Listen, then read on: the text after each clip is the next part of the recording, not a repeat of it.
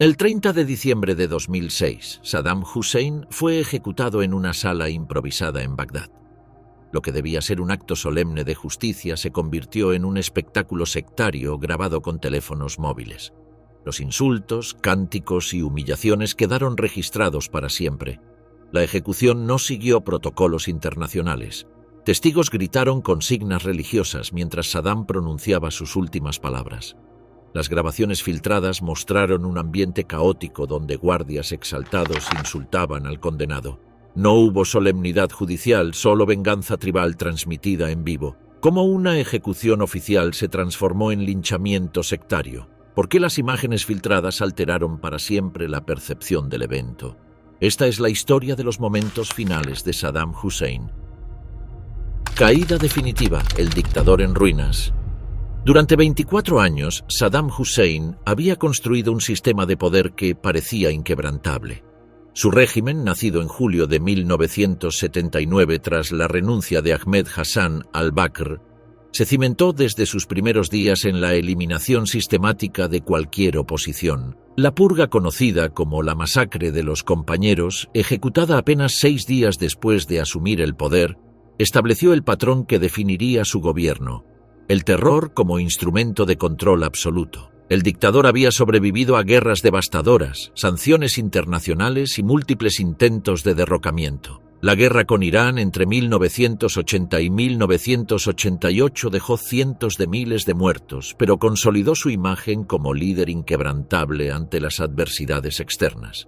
Incluso la humillante derrota en la Guerra del Golfo de 1991 no logró desestabilizar su control interno. Las represalias contra chiítas y kurdos tras el conflicto demostraron que su capacidad de represión permanecía intacta.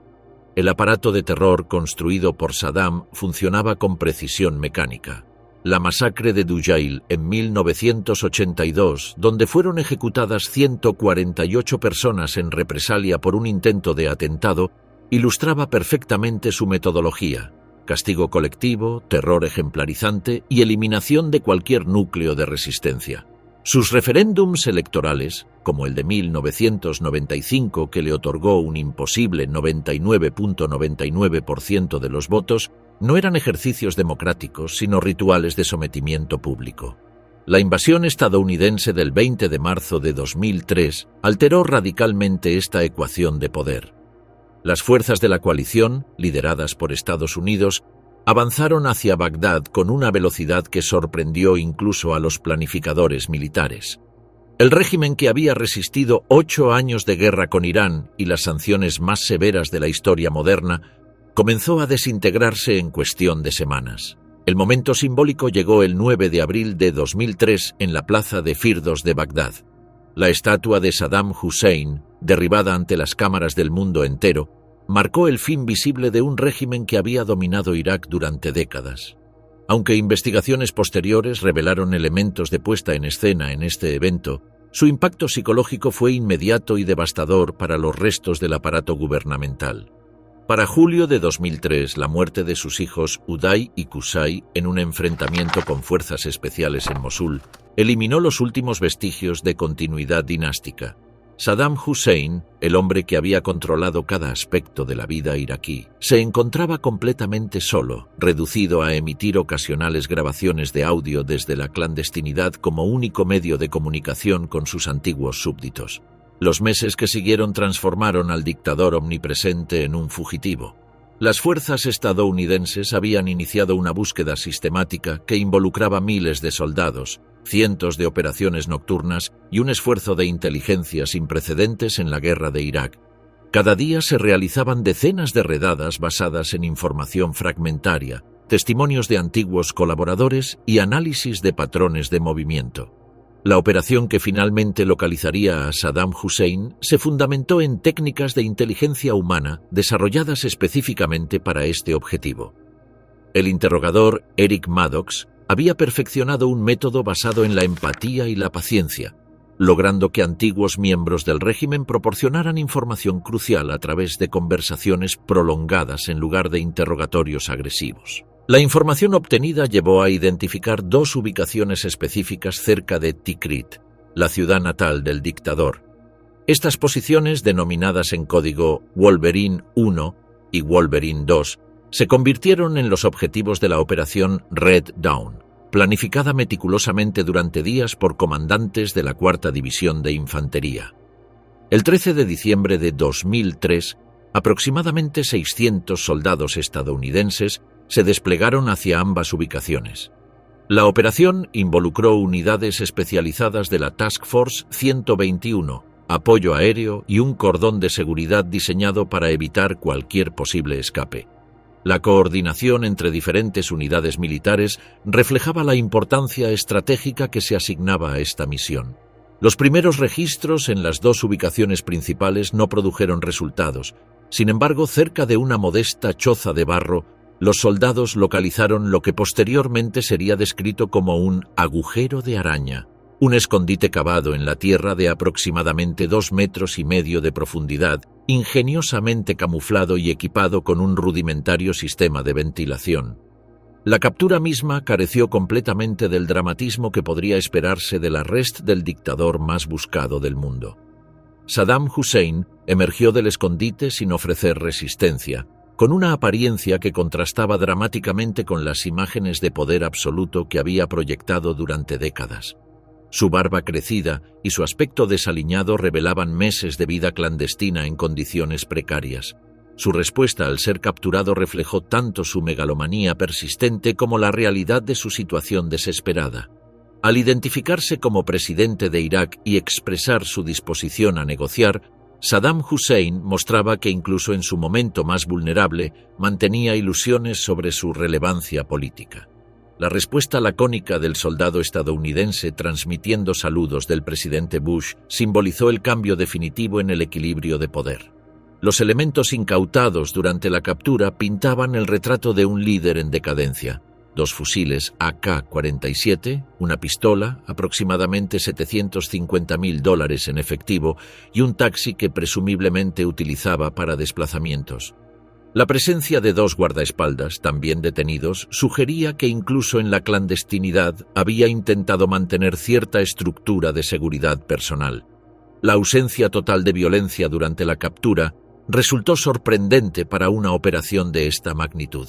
No se registraron disparos ni víctimas y los testimonios de los soldados participantes describieron a Saddam como resignado a su destino. Esta actitud contrastaba marcadamente con la imagen de resistencia épica que había cultivado durante décadas de gobierno autoritario. La operación Red Dawn representó la culminación exitosa de uno de los esfuerzos de inteligencia militar más intensivos de la guerra de Irak. Miles de patrullas, interrogatorios sistemáticos y operaciones nocturnas habían convergido finalmente en este momento específico, demostrando la efectividad de la persistencia táctica combinada con inteligencia humana precisa. La captura de Saddam Hussein cerró simbólicamente un capítulo crucial de la historia contemporánea de Medio Oriente. El hombre que había gobernado Irak con puño de hierro, sobrevivido a guerras devastadoras y desafiado al orden internacional, terminó sus días de poder absoluto emergiendo silenciosamente de un agujero en la tierra, cerca de su ciudad natal, completamente solo y sin la menor resistencia.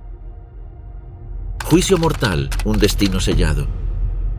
La captura de Saddam Hussein planteó inmediatamente una cuestión fundamental: ¿cómo juzgar a un dictador cuyas decisiones habían alterado el curso de millones de vidas? La respuesta llegó a través de un tribunal híbrido que combinaba elementos del derecho iraquí con estándares internacionales, una estructura que desde su concepción generaría controversias sobre legitimidad, independencia y justicia. El tribunal que finalmente enjuiciaría a Saddam Hussein nació de la Orden 48, emitida por la Autoridad Provisional de la Coalición el 10 de diciembre de 2003. Esta directiva autorizó al Consejo de Gobierno iraquí a establecer el Tribunal Especial Iraquí, posteriormente rebautizado como Alto Tribunal Iraquí. Su jurisdicción abarcaba genocidio, crímenes contra la humanidad y crímenes de guerra cometidos entre 1968 y 2003, creando un marco temporal que cubría prácticamente toda la era baacista. La estructura del tribunal reflejaba las tensiones inherentes al Irak post-invasión. Formalmente era una institución iraquí, operando bajo leyes nacionales y dirigida por jueces iraquíes. Sin embargo, su creación bajo autoridad de ocupación y la influencia normativa internacional en su estatuto alimentaron desde el inicio cuestionamientos sobre su verdadera independencia. Esta dualidad se convertiría en una constante a lo largo de todo el proceso judicial. El primer gran caso presentado contra Saddam Hussein fue la masacre de Dujail, una represalia sistemática ejecutada en 1982 tras un intento de atentado contra el entonces presidente. La elección de este caso como apertura del proceso judicial no fue casual. Comparado con las campañas genocidas de Anfal o el uso masivo de armas químicas contra población civil, Dujail presentaba un conjunto de hechos más acotado y una documentación más manejable para establecer precedentes procesales. La vista oral comenzó el 19 de octubre de 2005 en un ambiente de extrema tensión. La sala del tribunal, ubicada en la llamada Zona Verde de Bagdad, se convirtió en el escenario de un drama judicial que combinaba procedimientos legales formales con explosiones de retórica política. Saddam Hussein, enfrentando por primera vez a sus acusadores desde una posición de vulnerabilidad, alternaba entre la defensa legal tradicional y la proclamación de su legitimidad como líder nacional. La estructura probatoria del caso descansaba fundamentalmente en la documentación oficial del régimen baacista. Órdenes firmadas, listas de detenciones, memorandos del Servicio de Inteligencia y actas del Tribunal Revolucionario constituían un archivo incriminatorio que trazaba una línea directa entre las decisiones tomadas en los niveles más altos del poder y las ejecuciones masivas en Dujail. Esta evidencia documental demostraba que la represalia había seguido un patrón planificado: detención masiva de habitantes, uso sistemático de tortura y ejecución de 148 personas tras procedimientos sumarios. Sin embargo, el desarrollo del juicio estuvo marcado por eventos que cuestionaron gravemente las garantías procesales. 3 abogados defensores fueron asesinados durante el transcurso del proceso: Saadun al-Janabi, Adel al-Zubeidi y Khamis al-Obeidi. Estos crímenes pusieron en evidencia la incapacidad del Estado iraquí para proteger a la defensa, creando una desigualdad fundamental en el proceso que organizaciones internacionales denunciaron como incompatible con estándares básicos de debido proceso. La crisis más visible del tribunal llegó en enero de 2006 con la renuncia del juez presidente Rizgar Mohamed Amin. Las críticas públicas y presiones políticas por su estilo de audiencia, considerado demasiado tolerante con los acusados, forzaron su salida en pleno desarrollo del juicio. Su reemplazo por Rauf Rashid Abd al-Rahman, también de origen kurdo y natural de Halabja, alimentó percepciones de interferencia gubernamental y politización del proceso judicial. Los problemas procedimentales se extendían más allá de la seguridad y los cambios de magistratura. El uso de testigos anónimos dificultaba el derecho de contradicción de la defensa, mientras que cambios frecuentes en las reglas de procedimiento y restricciones de acceso al expediente completo creaban condiciones desiguales para las partes. Estas deficiencias llevaron a Human Rights Watch a calificar el juicio como fundamentalmente defectuoso, sin negar por ello la gravedad de los crímenes imputados. El veredicto se anunció el 5 de noviembre de 2006, vísperas de las elecciones de medio término en Estados Unidos, una coincidencia temporal que algunos interpretaron como evidencia de la influencia política externa en el calendario judicial. Saddam Hussein y 2 coacusados fueron condenados a muerte por ahorcamiento por crímenes contra la humanidad, mientras otros 4 recibieron penas de prisión y 1 fue absuelto. La apelación, presentada automáticamente ante la Sala de Apelaciones del Alto Tribunal iraquí, fue rechazada el 26 de diciembre de 2006. La arquitectura legal del tribunal establecía que la ejecución debía realizarse dentro de los 30 días siguientes, sin posibilidad de conmutación presidencial. Esta rigidez en los plazos formaba parte de un diseño punitivo más severo para crímenes de esta naturaleza, pero también eliminaba salvaguardas adicionales tradicionalmente disponibles en casos capitales. La ejecución de Saddam Hussein, el 30 de diciembre de 2006, se convirtió en el momento más controvertido de todo el proceso. La elección de la fecha, coincidiendo con el Eid al-Adha, fue percibida como un error político simbólico que agregaba connotaciones sectarias a un acto que debería haber sido neutral desde el punto de vista religioso. El ambiente hostil que rodeó la ejecución, registrado en grabaciones posteriores, reforzó la percepción de que se trataba más de venganza que de justicia. La muerte temprana de Saddam Hussein tuvo consecuencias que trascendían su caso individual. El segundo gran proceso, centrado en la campaña Anfal de 1987 a 1988 contra la población kurda, quedó sin su principal acusado. Esta campaña, que había incluido desplazamientos forzados, ejecuciones masivas y el uso extensivo de armas químicas con el clímax en Halabja, representaba los crímenes más graves del régimen baacista. Aunque otros responsables como Ali Hassan al-Mayid fueron posteriormente condenados por genocidio, la ausencia de un veredicto personal contra Saddam por estos crímenes dejó un vacío narrativo en la memoria colectiva. La pregunta sobre si el proceso constituyó justicia o venganza no admite una respuesta simple. Desde la perspectiva de las víctimas de Dujail, el veredicto representó un reconocimiento judicial de su sufrimiento y una validación de su experiencia tras décadas de silenciamiento. La documentación presentada durante el juicio estableció de manera irrefutable la existencia de un patrón sistemático de represión estatal, proporcionando un registro histórico crucial para la memoria iraquí. Sin embargo, las deficiencias procesales identificadas por observadores internacionales erosionaron la legitimidad del resultado. La incapacidad para garantizar la seguridad de la defensa, los cambios de magistratura durante el proceso, el uso de testigos anónimos y las restricciones de acceso a evidencia crearon condiciones que no cumplían con estándares internacionales de debido proceso. Estas fallas fueron particularmente problemáticas en un caso que resultaría en la pena de muerte. La comunidad internacional se dividió en su evaluación del proceso. Mientras algunos gobiernos respaldaron oficialmente el veredicto como un paso hacia el establecimiento del Estado de Derecho en Irak, organizaciones de derechos humanos como Amnesty International y Human Rights Watch mantuvieron críticas consistentes sobre las deficiencias procesales y la aplicación de la pena capital. La Organización de las Naciones Unidas, aunque cautelosa en sus declaraciones oficiales, mantuvo su oposición de principio a la pena de muerte. En el contexto regional, las reacciones reflejaron las divisiones sectarias que caracterizaban al Irak post-invasión. Sectores chiíes interpretaron la ejecución como retribución justa por décadas de violencia estatal dirigida especialmente contra su comunidad. Sectores suníes y parte de la opinión pública árabe la percibieron como justicia del vencedor implementada bajo ocupación extranjera, alimentando narrativas de victimización que complicarían los esfuerzos de reconciliación nacional. El legado del juicio a Saddam Hussein permanece complejo y contradictorio. Logró establecer un precedente de que incluso los dictadores más poderosos pueden enfrentar consecuencias legales por sus crímenes. Al mismo tiempo, las deficiencias en su implementación proporcionaron lecciones sobre los desafíos inherentes a la justicia transicional en contextos de conflicto activo y polarización sectaria.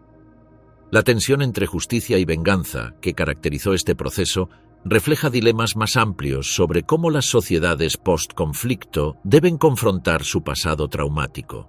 El juicio a Saddam Hussein demostró tanto las posibilidades como las limitaciones de la justicia penal como mecanismo de transición, estableciendo un precedente ambivalente que continuaría influenciando los esfuerzos posteriores de justicia transicional en Irak y la región.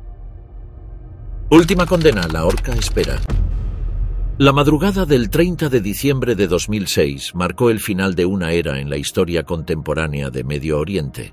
La ejecución de Saddam Hussein no fue simplemente la culminación de un proceso judicial, sino un acto profundamente político cargado de tensiones sectarias y simbolismo histórico.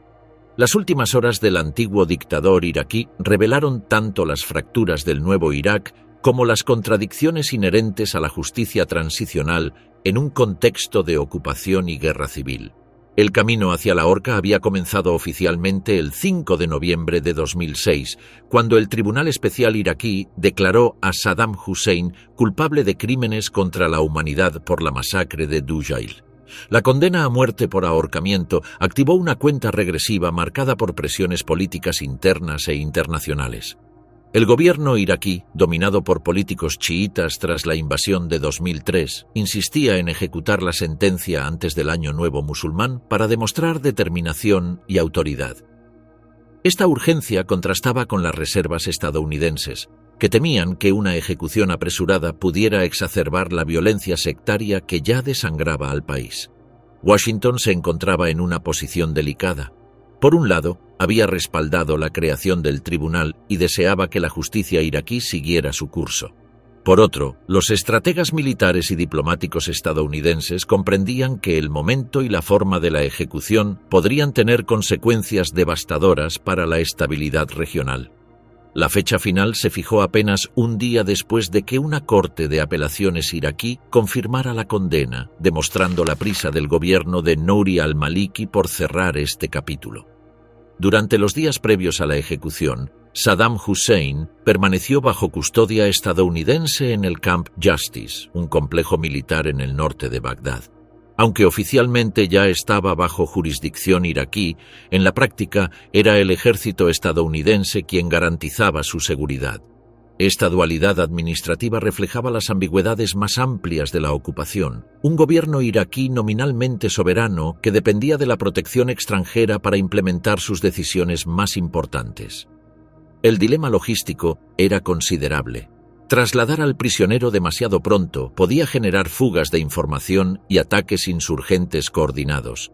Hacerlo demasiado tarde suponía desafiar la autoridad de un gobierno ansioso por proyectar firmeza ante su propia población.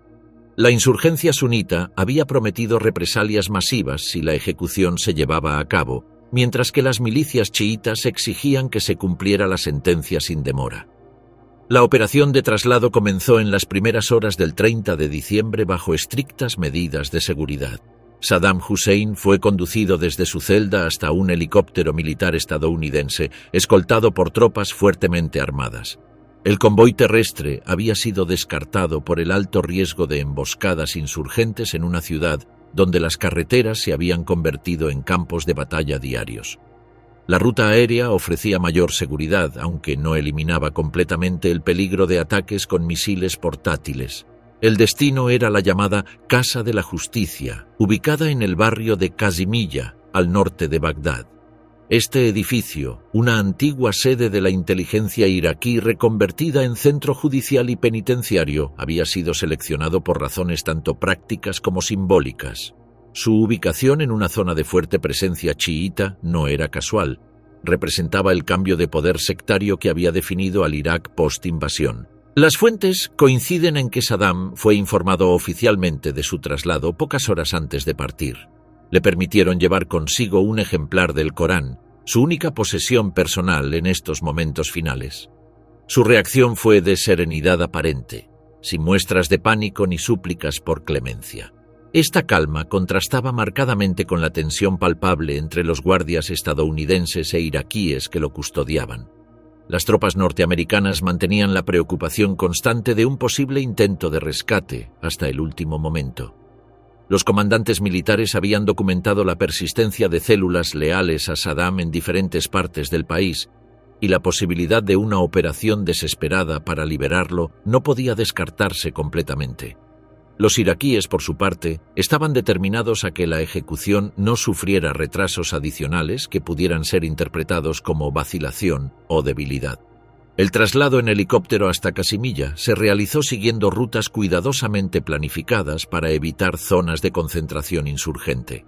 La coordinación entre fuerzas estadounidenses e iraquíes fue intensa y meticulosa. Una vez en el perímetro de la Casa de la Justicia, la custodia fue transferida formalmente al gobierno iraquí, un gesto que simbolizaba, al menos en teoría, que la responsabilidad final de la ejecución recaía en el nuevo Estado iraquí y no en las fuerzas de ocupación. Dentro del edificio se había reunido un grupo selecto de funcionarios, guardias y testigos autorizados. Entre ellos se encontraban representantes del gobierno iraquí, jueces, fiscales, médicos forenses, oficiales de seguridad y representantes religiosos.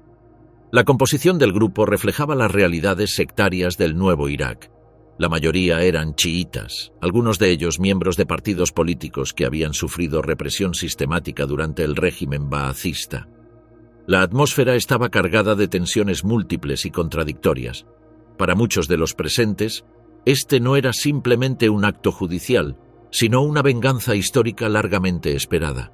Este factor se haría evidente en los cánticos y expresiones hostiles que posteriormente se escucharían en las grabaciones filtradas.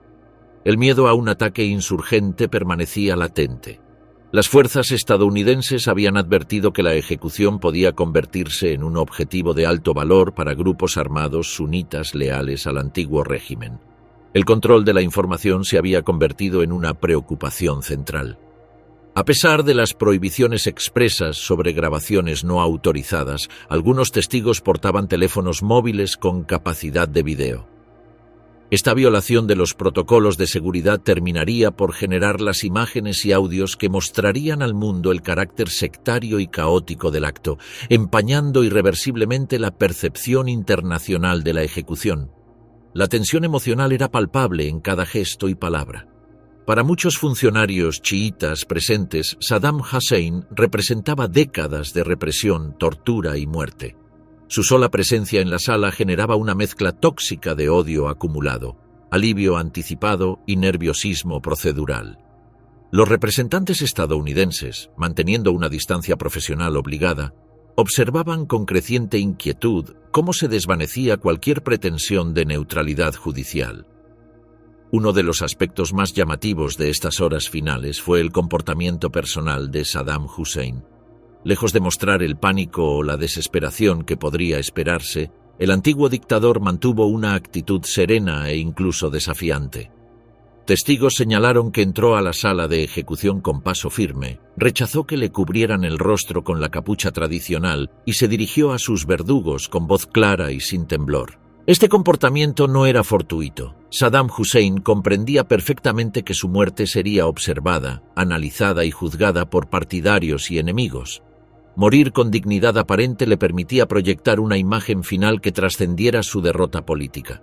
Su estrategia de legado se basaba en convertirse en mártir a ojos de sectores árabes sunitas que ya lo percibían como víctima de una conspiración sectaria respaldada por fuerzas extranjeras. El contraste entre su calma calculada y la agitación de quienes lo rodeaban se volvió cada vez más evidente. Guardias y funcionarios pronunciaban insultos y cánticos sectarios, transformando lo que debería haber sido un acto solemne de justicia en una manifestación de venganza tribal. La presencia de representantes estadounidenses, incómodos ante el rumbo que tomaban los eventos, evidenciaba las limitaciones de su influencia en momentos cruciales. Antes de subir al cadalso, se permitió a Saddam entregar el Corán que llevaba consigo a uno de los testigos presentes. También se le ofreció tiempo para recitar oraciones finales. A diferencia de otros condenados en circunstancias similares, no fue sedado ni obligado a vestir ropa distinta de la que llevaba.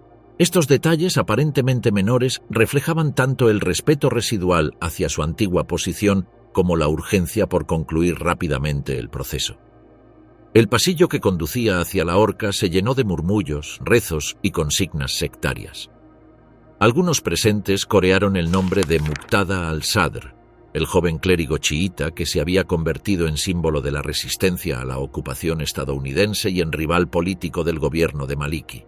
Estas expresiones partisan revelaban la naturaleza profundamente política del momento, destruyendo cualquier ilusión de neutralidad judicial.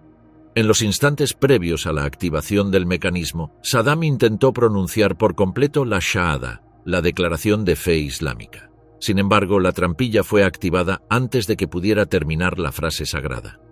Este detalle, registrado en las grabaciones clandestinas, fue interpretado de maneras contradictorias.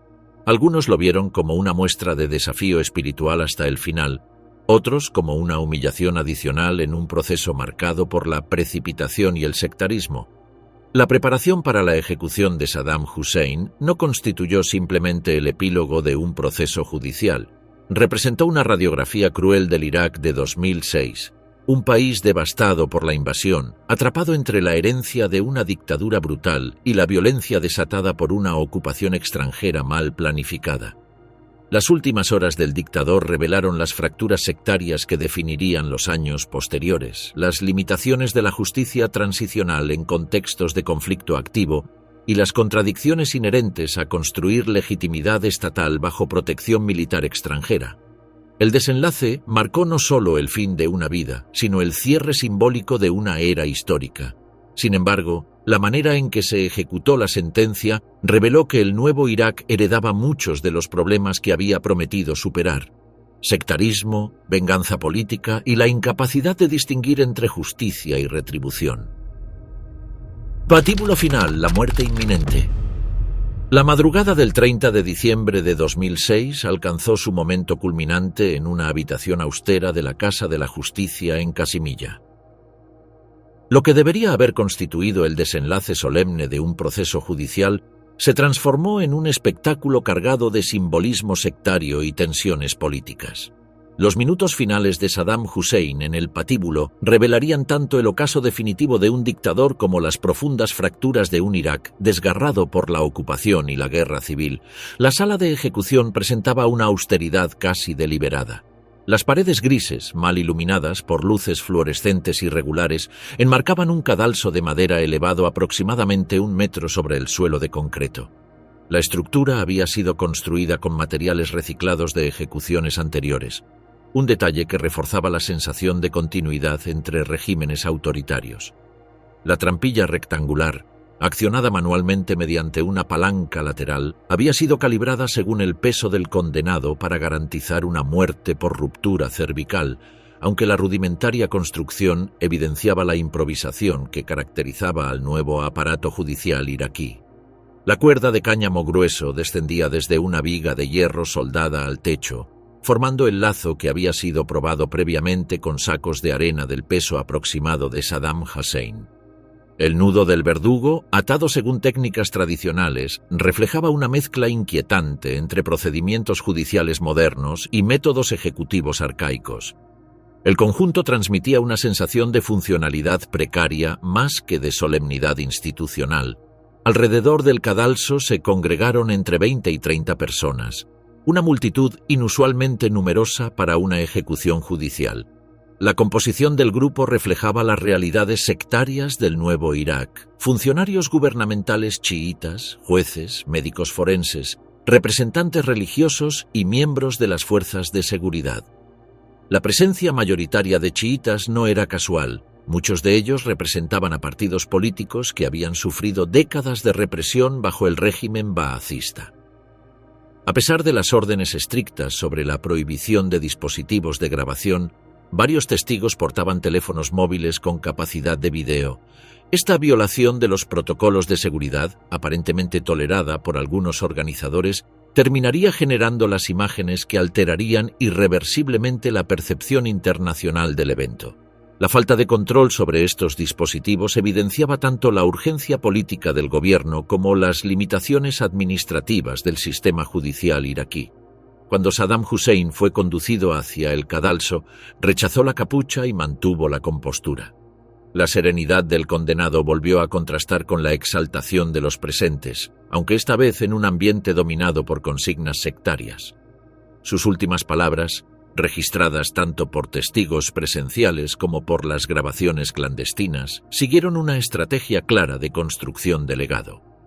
Pronunció la shahada, la profesión de fe islámica tradicionalmente recitada por los musulmanes en el momento de la muerte. Su voz, firme y sin temblor, contrastaba con el nerviosismo evidente de quienes lo rodeaban. También proclamó consignas panarabistas, gritando referencias a Palestina y denunciando al sionismo en un intento final de trascender como líder regional más que como dictador local. Como se vio en las grabaciones, la trampilla cayó en medio de la shahada, lo que muchos interpretaron como señal de humillación sectaria. La atmósfera en la sala había degenerado progresivamente desde solemnidad judicial hacia espectáculo sectario. Lejos de reinar el silencio respetuoso apropiado para un acto de justicia formal, algunos testigos comenzaron a gritar consignas en favor de Muqtada al-Sadr, el joven clérigo chiita que se había convertido en símbolo de resistencia tanto al régimen anterior como a la ocupación estadounidense. Otros lanzaron insultos directos contra el condenado, recordándole crímenes específicos y humillando públicamente su figura. Esta conducta contravenía todos los protocolos internacionales que recomiendan mantener un ambiente sobrio y respetuoso durante ejecuciones judiciales. La transformación del acto en una manifestación de venganza tribal debilitaba fundamentalmente la legitimidad del proceso.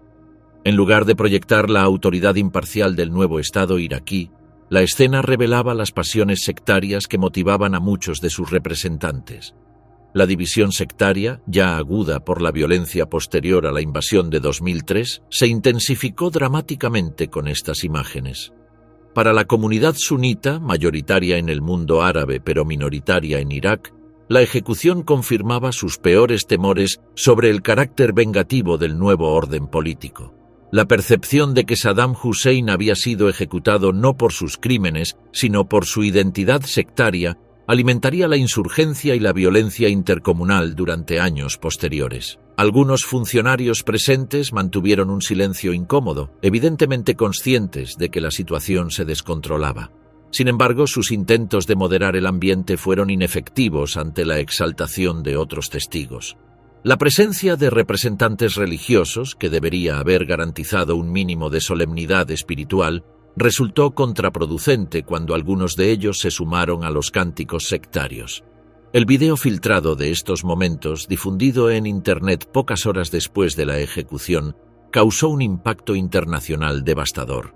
Las imágenes mostraban un ambiente casi festivo entre ciertos testigos, destruyendo cualquier pretensión de que se trataba de un acto de justicia imparcial. Incluso líderes internacionales que habían respaldado el derrocamiento de Saddam Hussein expresaron incomodidad con la forma específica de su ejecución. La reacción global no se centró en cuestionar la legitimidad de la condena ni en defender los derechos del dictador ejecutado.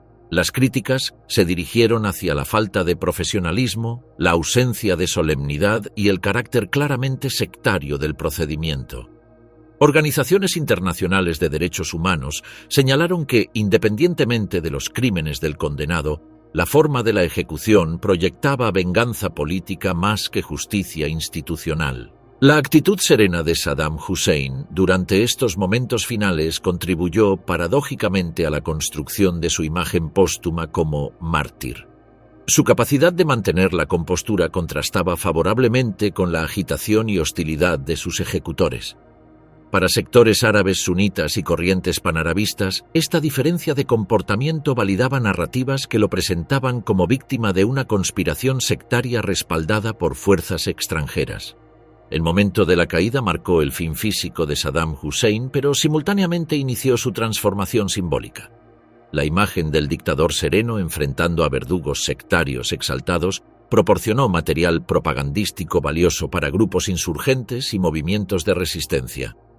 La insurgencia sunita utilizaría estas escenas para reclutar combatientes, presentando la ejecución como evidencia de la persecución sistemática de su comunidad.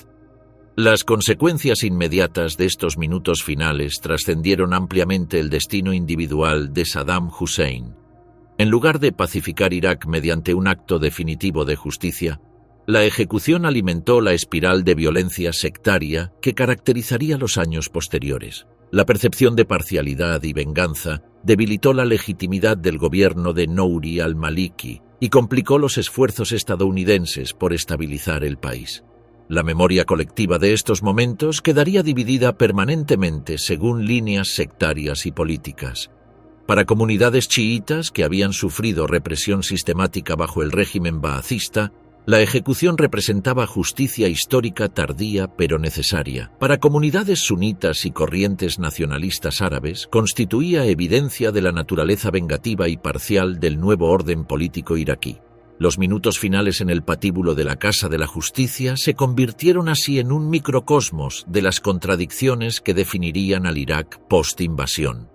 El espacio físico austero, las tensiones sectarias entre los testigos, la serenidad calculada del condenado y la posterior filtración de imágenes revelaron la incapacidad del nuevo Estado para distinguir entre justicia institucional y venganza tribal. El legado de estos momentos trasciende la biografía individual de Saddam Hussein para convertirse en un episodio paradigmático sobre los desafíos de la justicia transicional en contextos de conflicto sectario. La sala de ejecución no solo presenció el fin de una vida, sino la cristalización de divisiones políticas que continuarían desestabilizando Irak durante décadas posteriores. Mentira expuesta, la verdad revelada. La ejecución de Saddam Hussein inauguró una nueva era en la relación entre tecnología, política y memoria histórica. Lo que debería haber sido un acto judicial controlado se transformó en un espectáculo global incontrolable cuando una grabación clandestina realizada con un teléfono móvil contradijo completamente la narrativa oficial. El contraste entre la versión editada del gobierno iraquí y las imágenes no autorizadas reveló no solo las contradicciones del proceso, sino también el poder emergente de la tecnología para alterar la percepción de eventos históricos cruciales. El gobierno iraquí había planificado cuidadosamente el registro audiovisual de la ejecución. La versión oficial, producida con apoyo técnico de las fuerzas estadounidenses, seguía protocolos diseñados para proyectar solemnidad y legitimidad judicial. Las autoridades autorizaron una grabación parcial que incluía la preparación del condenado, su traslado al cadalso y la colocación de la soga alrededor del cuello. Sin embargo, el momento exacto de la caída de la trampilla fue deliberadamente eliminado de la edición final. Esta decisión editorial reflejaba una estrategia política clara. El gobierno de Nouri al-Maliki necesitaba demostrar que la ejecución había sido realizada conforme a procedimientos legales, pero sin exponer la violencia explícita del acto. En su lugar, el video oficial mostraba la figura de Saddam con la soga y, tras un corte estratégico, imágenes posteriores de su cadáver envuelto en una sábana blanca. La televisión estatal iraquí difundió este material el mismo día de la ejecución, acompañado de declaraciones oficiales que presentaban la horca como el triunfo de la justicia sobre la tiranía. Paralelamente, y en violación directa de los protocolos de seguridad establecidos, uno de los testigos presentes había introducido un teléfono móvil con capacidad de grabación. Esta violación, aparentemente tolerada por algunos organizadores, terminaría alterando irreversiblemente la percepción mundial del evento. El dispositivo captó aproximadamente 3 minutos de material que incluía tanto audio como video de aspectos que la versión oficial había ocultado deliberadamente. La grabación clandestina revelaba una realidad completamente diferente a la proyectada por las autoridades. En lugar de la solemnidad judicial esperada, las imágenes mostraban un ambiente caótico y vengativo. El audio registraba insultos dirigidos a Saddam mientras subía al cadalso, cánticos sectarios en favor del clérigo chiita Muqtada al-Sadr y la voz del propio condenado pronunciando la shahada con notable serenidad. Crucialmente, la grabación incluía el momento exacto en que la trampilla se abría y el cuerpo caía. El video clandestino reforzaba lo ya señalado. Saddam proyectaba serenidad mientras los gritos sectarios dominaban la sala, un contraste que debilitaba la narrativa oficial. La difusión de la grabación clandestina comenzó inmediatamente después de la ejecución. En cuestión de horas, el material circulaba por Bagdad a través de teléfonos móviles y CDs pirateados. La velocidad de propagación superó todos los precedentes históricos para este tipo de contenido. Las televisiones árabes satelitales como Al Jazeera y Al Arabiya obtuvieron copias y transmitieron fragmentos, amplificando exponencialmente su alcance regional. El papel de Internet resultó transformador.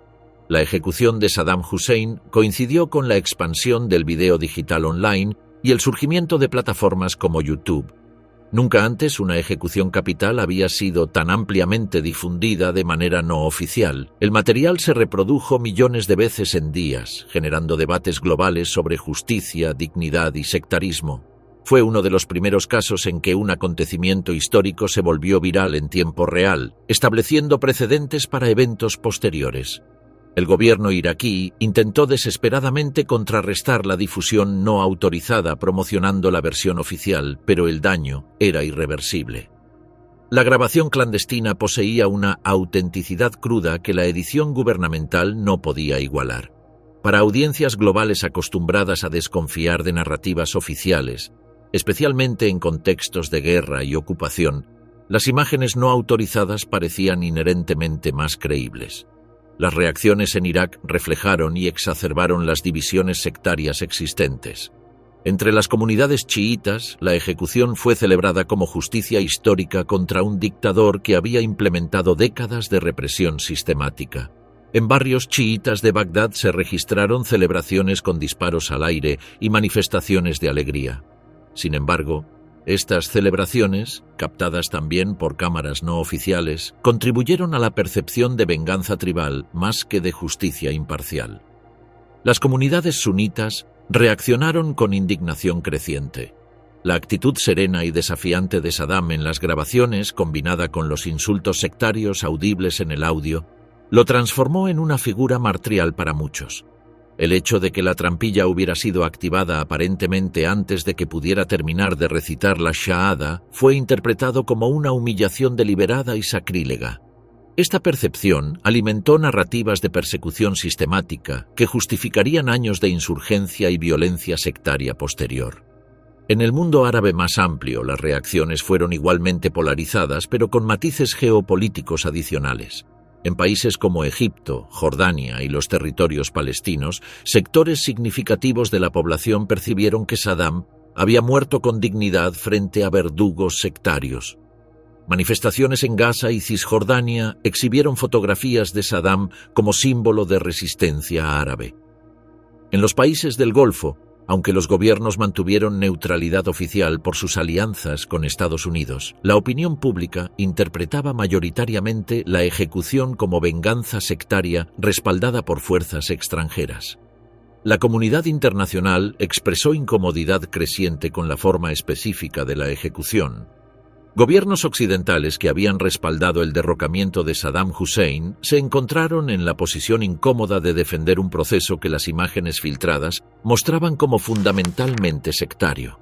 El primer ministro británico Tony Blair evitó comentarios directos, mientras que incluso en Washington surgieron voces críticas que cuestionaban los métodos empleados más que los objetivos políticos. Organizaciones internacionales de derechos humanos fueron contundentes en sus críticas.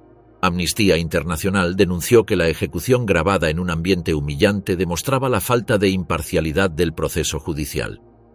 Human Rights Watch señaló que las imágenes confirmaban la politización de un juicio que ya consideraban profundamente defectuoso. El relator especial de las Naciones Unidas sobre ejecuciones extrajudiciales declaró que la ejecución se asemejaba más a un linchamiento que a un acto de justicia formal. Las grabaciones filtradas establecieron un precedente histórico sobre el poder de la tecnología móvil para desafiar narrativas estatales.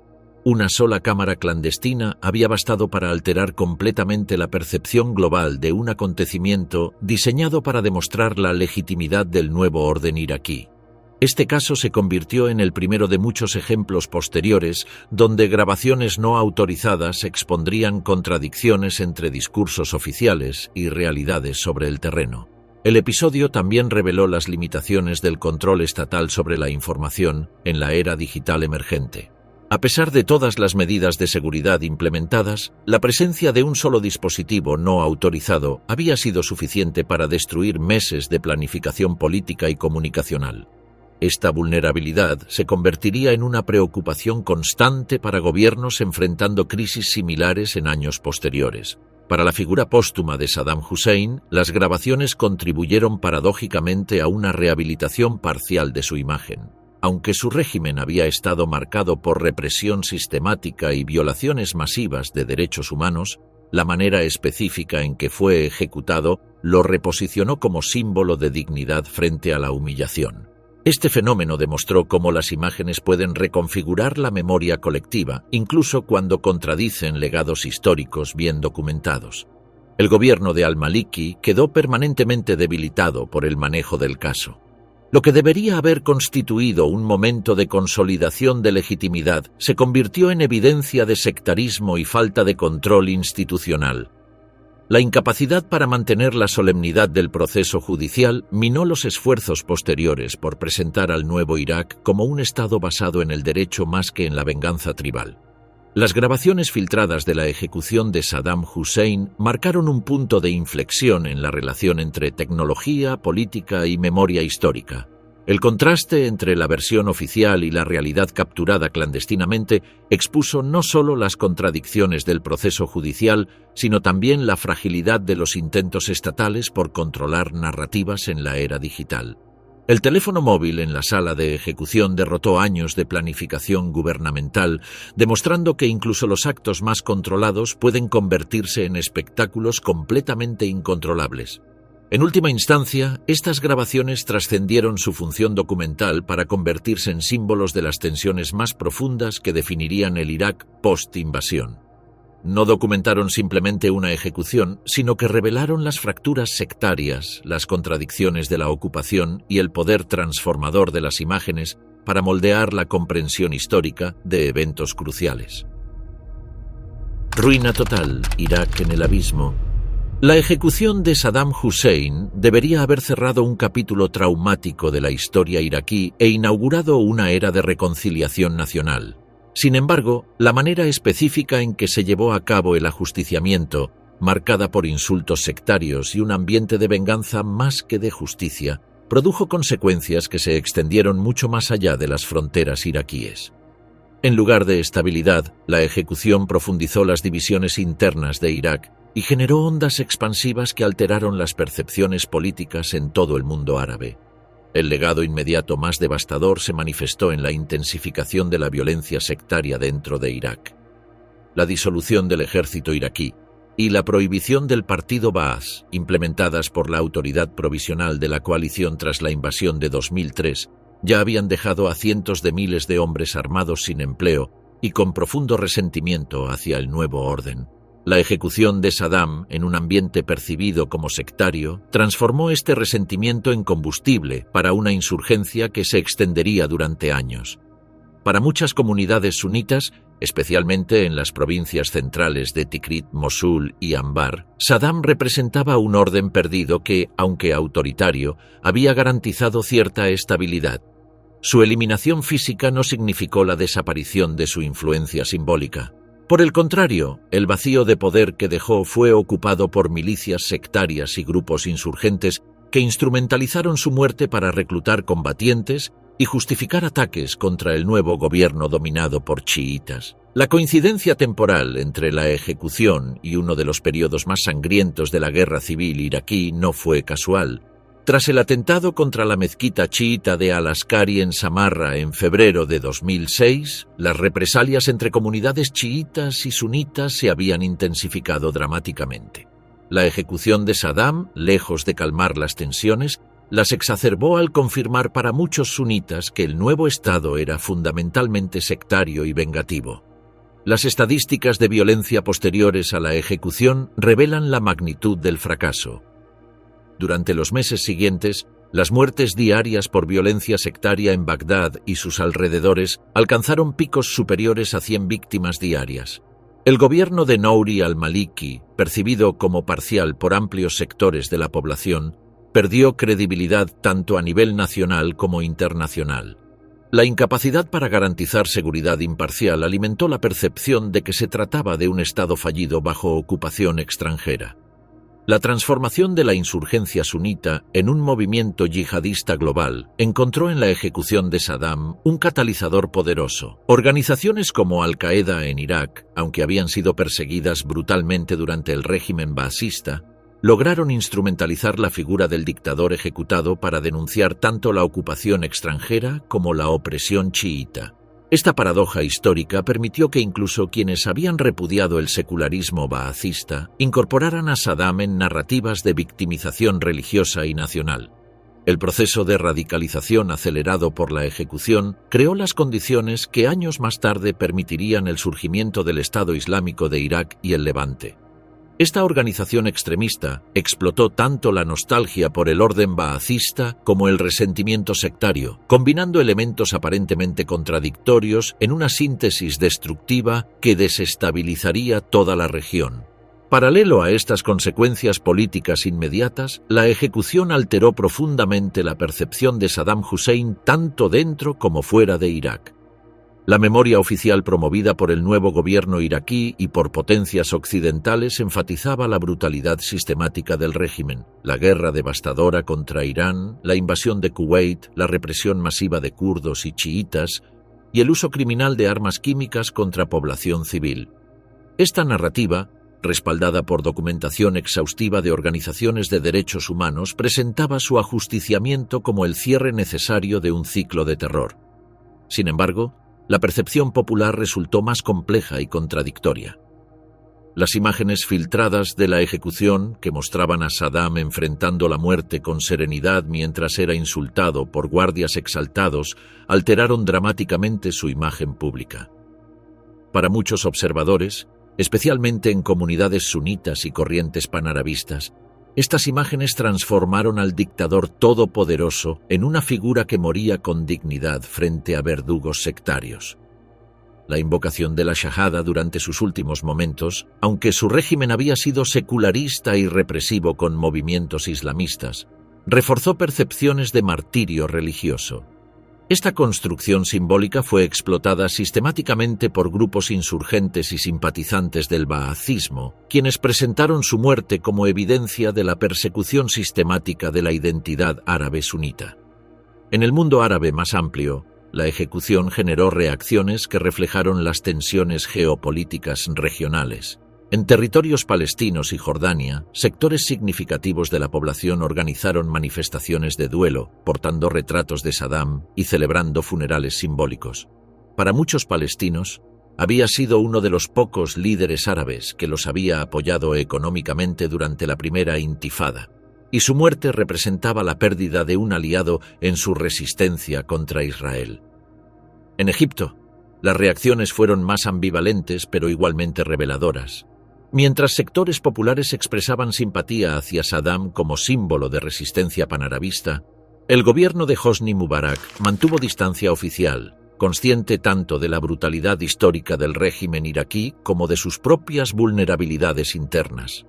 Esta división entre élites gubernamentales y sentimiento popular se replicó en diferentes grados a través de todo el mundo árabe. Incluso en países que habían sido víctimas directas de las políticas agresivas de Saddam, las reacciones fueron complejas. En Kuwait, invadido brutalmente en 1990, algunos sectores criticaron no la ejecución en sí, sino el tono sectario que había caracterizado el proceso. Esta distinción revelaba preocupaciones más amplias sobre las implicaciones de la fragmentación iraquí para la estabilidad regional. La ejecución reforzó divisiones preexistentes en el sistema político árabe. Para gobiernos alineados con Estados Unidos, representó el final necesario de un dictador peligroso que había desestabilizado la región durante décadas. Para amplios sectores de opinión pública, sin embargo, simbolizó la humillación colectiva de la nación árabe bajo hegemonía extranjera. Esta divergencia entre élites gubernamentales y percepciones populares debilitó la legitimidad de regímenes prooccidentales en toda la región. La narrativa antiimperialista se vio reforzada por imágenes que parecían confirmar que los líderes árabes que desafiaban el orden establecido enfrentarían destinos similares independientemente de la legitimidad de sus métodos o la justicia de sus causas. El proceso judicial que precedió a la ejecución también tuvo implicaciones duraderas para las percepciones sobre justicia transicional en contextos post-conflicto. Las críticas sobre falta de garantías procesales, presión política y exclusión de evidencia relevante minaron la credibilidad del procedimiento legal. La realización de la ejecución durante el primer día del Eid al-Adha fue interpretada como una provocación sectaria que confirmaba la parcialidad del proceso. Las grabaciones filtradas transformaron lo que debería haber sido un acto solemne de justicia en un espectáculo humillante que reforzó percepciones de venganza tribal más que de aplicación imparcial de la ley. Esta transformación tuvo consecuencias que trascendieron el caso específico, estableciendo precedentes negativos para futuros procesos de justicia transicional en la región. Para Estados Unidos, la ejecución pretendía demostrar el éxito de sus esfuerzos de democratización en Irak. Sin embargo, el resultado fue contraproducente. En lugar de mostrar el triunfo de instituciones democráticas, el evento expuso la debilidad del Estado iraquí y la incapacidad de Washington para garantizar procesos judiciales imparciales bajo su supervisión. La memoria de Saddam Hussein quedó permanentemente dividida según líneas sectarias, nacionales y políticas. Para víctimas kurdas y chiítas, sigue siendo recordado como un tirano sanguinario cuya muerte representó justicia tardía pero necesaria. Para comunidades sunitas y movimientos panarabistas, se convirtió en un mártir que murió desafiando a sus enemigos sectarios y extranjeros. Esta ambivalencia memorial refleja la incapacidad del Estado iraquí posterior a 2003 para construir una narrativa nacional coherente sobre su pasado reciente.